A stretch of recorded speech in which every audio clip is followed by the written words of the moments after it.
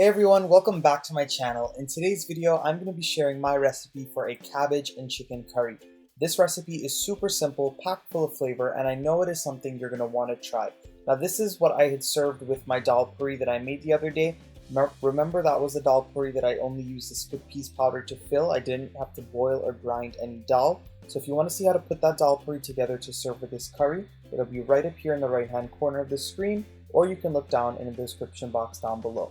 But if you want to see how to put this curry together, keep on watching.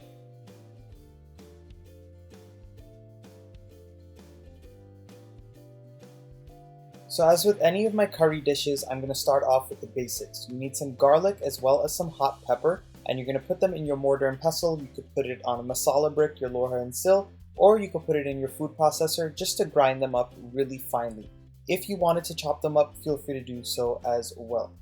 So once you get that garlic and hot pepper mashed together, you're going to go in with your curry powder as well as your masala. Now, if you did not have access to homemade masala at home, you have two choices. You could go ahead and head over to buyeasy.com and you can purchase the already made masala in the package, or you can purchase all of the spices to make your own masala at home. If you want to see that video, it'll be linked right up here in the right hand corner. That's the one where Auntie Chitra and I put together our family's homemade masala.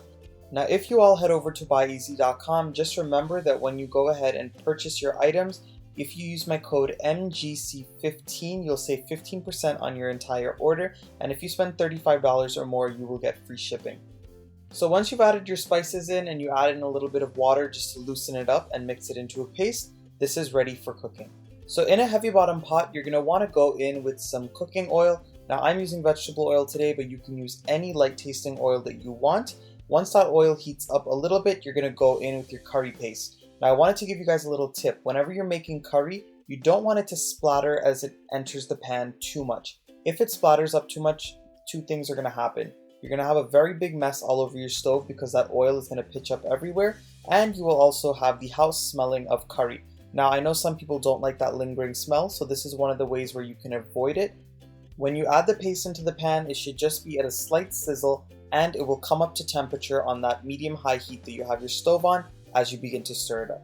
So I've been cooking my curry paste for about 4 minutes at this point. As you guys can see, the oil is starting to separate again from the spice mixture, and it is starting to catch or stick at the bottom just a little bit. Those are my indications that the curry mixture is done cooking. So what I did is I went in with some salt just to start flavoring the entire dish.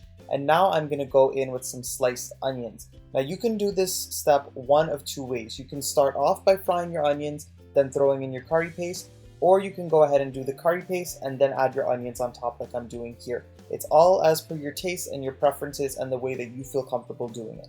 Now once you add those onions in, you're going to go ahead and fry them up until they soften just a little bit.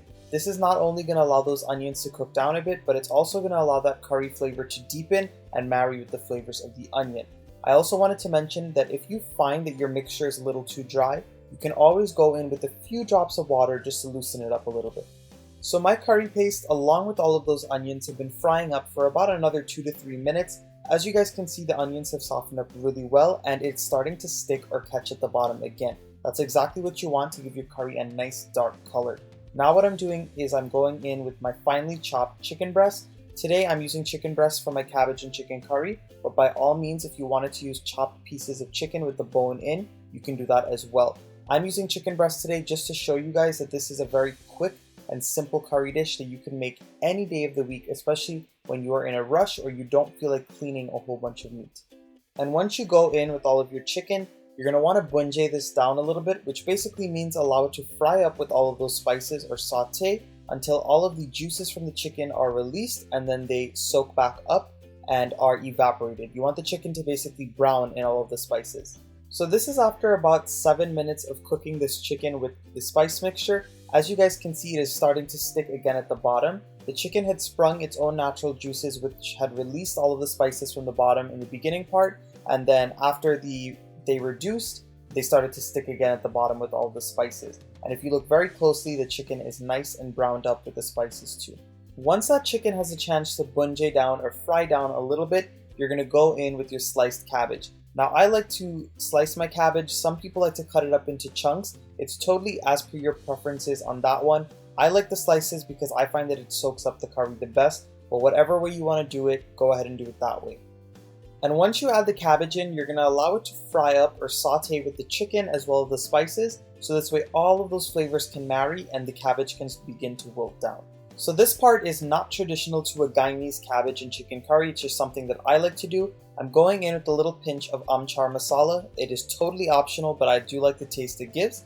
And I'm going in with a few more sliced onions and a piece of chopped tomato. I find that the tomato adds a little bit of a sourness to the dish and it really plays well with all of the other flavors. But again, if you don't want to use the amchar masala, if you don't want to add in that extra onion or these tomatoes, it is totally optional. You can omit all three.